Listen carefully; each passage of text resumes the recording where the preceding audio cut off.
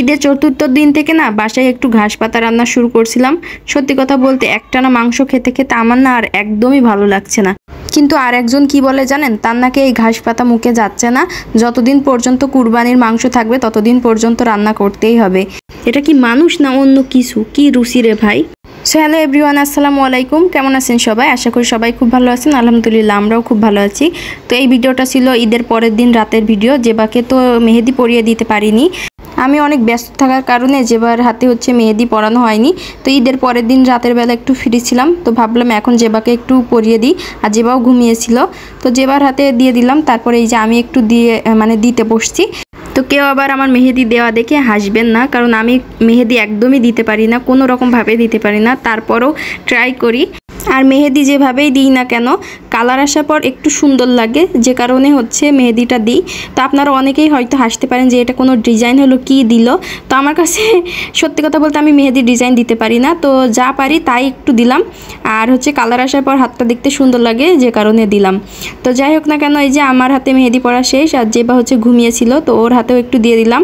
তো জানি না ও কি করবে। আর এই যে এই হাতটা দিয়েছিলাম চাঁদরাতে। তো কালার আসার পরে একটু ভালো লাগছিল, তারপরও কালারটা অত ভালো আসেনি। তো এই যে এখন হচ্ছে হাতের নিচেরটা দিয়ে নিলাম। তো এর ভিতর থেকে কয়েকদিন আর ভিডিও করা হয়নি। আর এই ভিডিওটা ছিল ঈদের চতুর্থ দিনের ভিডিও। আমরা একটু দোকানে গিয়েছিলাম, মানে আমাদের দোকানে যেবার বাবার কাছে। তো আমরা গিয়েছিলাম বিকাল টাইমে, প্রায় 3:30 4টার দিকে। তো যাওয়ার পর দেখুন আমাদের জন্য কত কিছু নিয়ে আসছে। এই যে আমার পছন্দের হচ্ছে লাড্ডু নিয়ে আসছে, আর যেবার জন্য হচ্ছে ললিপপের একটা স্টিক নিয়ে আসছে। আর এই ললিপপের স্টিকের ভিতর অনেকগুলো ললিপপ ছিল। যেবার কিন্তু এইগুলো খাই না, একবার খাই আর একবার ফেলে দেয়, পুরোটা তো খাই না। তো আমি যেবার বাবাকে বারবার নিষেধ করি যে এইগুলো যেন না কিনে, কারণ এগুলো কিনলে কিন্তু টাকাও খরচ হয়, আর যেবার কিন্তু এগুলো খাই না, আর এগুলো দেওয়া ঠিকও না। তারপরেও যেবার বাবা বারবার এইগুলাই কেনে। তো এই যে এখানে আরও কিছু নিয়ে আসছে। এখানে বার্গার ছিল, তারপর ব্লুবেরির হচ্ছে দই ছিল, তারপর যেবার জন্য আরও চকলেট ছিল। তো অনেক কিছুই নিয়ে আসছে। তো এই সব কিছু এখন আমরা দুইজন মিলে খাবো, তিনজনেই খাবো, যেবাকেও একটু খাওয়ানোর জন্য ট্রাই করব। আর এই সব খাবারগুলো হচ্ছে টেস্টি ট্রিট থেকেই নিয়ে আসছে। আর এই যে এখানে কিন্তু আমার পছন্দের লাড্ডু নিয়ে আসছে। লাড্ডু হচ্ছে আমার সব থেকে ফেভারিট একটা আইটেম, মিষ্টির আইটেম। তো আমি সব কিছুর ভিতরে আগে লাড্ডুটাই খাচ্ছি। আর আমি এখান থেকে না 2টা লাড্ডু খেয়েছি। তো যেবার বাবা আমাকে বলছে তুমি খেয়ে কোথায় রাখলে, আর যেবা হচ্ছে আমার মুখ দেখাচ্ছে যে আম্মু মুখ দিয়ে খেয়েছে। তো যাই হোক না কেন, এই বিষয়টা খুব এনজয় করছিলাম। তো আমার কাছে লাড্ডু জিনিসটা না খুব বেশি মজা লাগে। তো যাই হোক না কেন, সব খাবারগুলোই মজা ছিল, বিশেষ করে বার্গারটা তো খুবই মজা ছিল।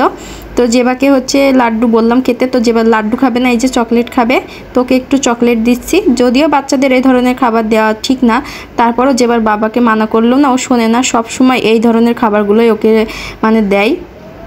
তো যাই হোক না কেন, এখন হচ্ছে এই যে যেবাকে একটু চকলেট খাওয়াচ্ছি।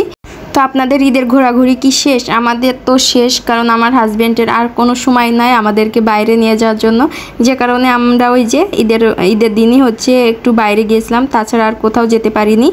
যে কারণে বাসায় থেকে বোরিং লাগছিল, তাই একটু দোকানে আসলাম। আর হচ্ছে এই যে এখন খেয়ে নিচ্ছি হচ্ছে দই। তো আমি ফার্স্ট টাইমের মতন ব্লুবেরির দই খাচ্ছি। আমি জানি না আগে আপনারা কখনো খেয়েছেন কিনা। আর আমার কাছে না এই দইয়ের টেস্টটা একেবারেই ভালো লাগেনি। আসলে আমরা যে ধরনের দই খেয়ে অভ্যস্ত, তার থেকে একদম মানে আলাদা একটা টেস্ট। তো যেবার বাবার কাছে এই দইটা খুব ভালো লেগেছে, আমার কাছে তো একদমই ভালো লাগেনি। আর এই যে যেবার হচ্ছে ললিপপের ওইটা খুলে ওর ভিতর থেকে এখন ললিপপ বের করে করে খাচ্ছে। ও তো খাই না, শুধুমাত্র গায়ে লাগাই। আর এই যে এখন হচ্ছে আমরা বাসায় চলে আসছি। তো আমরা সন্ধ্যার দিকে বাসায় চলে আসছিলাম, আর যেবার বাবাই আমাদেরকে বাসায় রেখে গেল। আর এই যে বাড়ির থেকে হচ্ছে কুরবানি মাংস পাঠিয়ে দিয়েছে। আমার ভাসুর হচ্ছে বাড়ি কুরবানি দিয়েছিল, তো আমরা তো যেতে পারিনি, যে কারণে আমাদের মাংসটা ঢাকায় নিয়ে আসছে। তো একটু আগেই হচ্ছে দোকানে দিয়ে গিয়েছিল, আর এখন আসার সময় হচ্ছে দোকান থেকে নিয়ে আসলাম। তো একটা পলির ভিতরে অনেক মাংস ছিল, তো যে কারণে হচ্ছে আমি এখন ভিজিয়ে রাখছি। এত বড় মানে পলি হচ্ছে ফ্রিজের ভিতর ঢুকবে না। তো এখান থেকে হচ্ছে মাংসগুলো আমি ছোট ছোট পলিতে করে রেখে দেবো। আর কিছুটা পরিমাণে মাংস এখন রান্না করব। ওই যে বললাম না, এই যে ঈদের চতুর্থ দিন আজকে, তো মাংস খেতে খেতে একদম বোরিং হয়ে যাচ্ছিলাম, যে কারণে ভাবলাম যে আজকে একটু শাক রান্না করি। তো আমি দুপুরবেলা শাক রান্না করছিলাম, আর পেঁপে দিয়ে মাছ দিয়ে রান্না করছিলাম। যেবার বাবা না এটা খেতে ইচ্ছা করছে না, তো সে বলেছে আবারও মাংস রান্না করতে। তো দেখুন আজকে এখান থেকে প্রায় 1.5 কেজির মতন মাংস আমি রান্না করব। তো আমি একটু মানে বেশি করে রান্না করলাম, যে নে কত খাবি খা। তো যাই হোক না কেন, এই যে এখন আমি যেই মাংসটা রান্না করব সেটা হচ্ছে আমি পাতিলে উঠিয়ে রাখলাম। আর বাদ বাকি মাংসগুলো আমি এরকমভাবে পলিতে করে রেখে দিচ্ছি, নাইলে অত বড় পলি হচ্ছে আমার ফ্রিজে রাখার জায়গা নাই। ফ্রিজে আরও হচ্ছে মাংস আছে, যে কারণে হচ্ছে একদম ফ্রিজটা লোড হয়ে আছে। তো এই যে এখানে কিন্তু আমি অনেকগুলো মাংস নিয়ে নিচ্ছি আর হাতে মাখিয়ে বসিয়ে দিচ্ছি। তো এখানে হচ্ছে সব ধরনের মশলা দিয়ে দিলাম। তো আপনাদের কার কার বাসায় মাংস শেষ না এখনও মাংস চলছে কমেন্ট করে জানাতে পারেন। আমার বাসায় তো মাংস আজকে শেষ করছিলাম সকালেই, তারপর দুপুরবেলা আমি একটু হচ্ছে হালকা পাতলা রান্না করছিলাম, কিন্তু যেবার বাবার জন্য এই যে রাতের বেলা আবারও মাংস রান্না করছি। তো আমি জানি না ওই মানুষটার কি অরুচি হয় না, মানে আমি যদি 3 বেলায় কেন 14 বেলাও যদি ওকে মাংস দিই না, ও কখনোই বলবে না যে না খেতে ইচ্ছা করছে না। আর আমার 3 বার খাওয়ার পরে না 4 বারের বার আর মনে হয় না যে মাংস খাই। তো যাই হোক না কেন, যেবার বাবার জন্যই হচ্ছে রান্না করলাম। তো এখান থেকে একটু বেশি করে রান্না করলাম যাতে 2-3 দিন খেতে পারি। আমরা যেহেতু বাসায় 2 জন, তাই এই মাংসটা আমাদের 2-3 দিন ভালোভাবে হয়ে যাবে। আর মাংসটা আমার বেশি খেতে ইচ্ছে করে না, আমি তো অন্য তরকারি রান্না করব সেগুলোও খাবো। আর যেবার বাবাই বেশিরভাগ এখান থেকে মাংস তরকারিটা খাবে। আর এই যে মাংসটা মাখিয়ে কিছুক্ষণের জন্য রেখে দিয়েছিলাম, তারপর এখন হচ্ছে চুলায় বসিয়ে দিলাম।